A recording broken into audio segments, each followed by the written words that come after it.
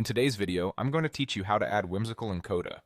If you've ever wanted your flowcharts, mind maps, or sticky note boards to live right inside your Coda doc, you're in the right place.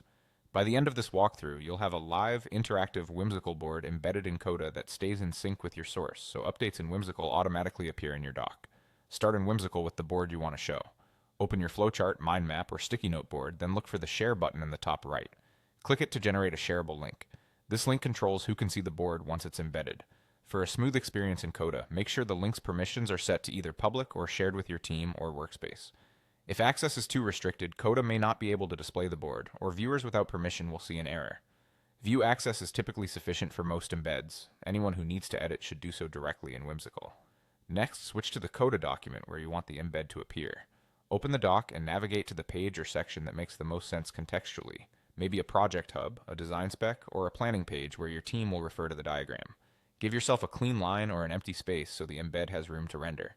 On a new line in your Coda doc, type the / command, /embed. This brings up Coda's embed tool. Select the embed option that appears. It's the quickest, most reliable way to drop external content into your document without leaving the page.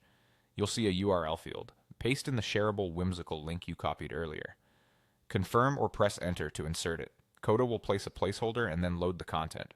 If you're prompted to allow the embed, go ahead and accept so the board can display properly.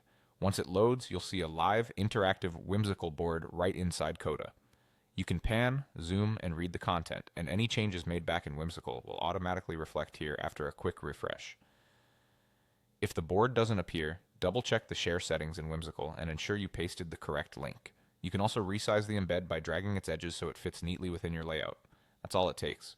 Get the Whimsical link with the right permissions, open your Coda doc, use the embed command, paste the link, and enjoy a live board that keeps your team aligned without switching tabs.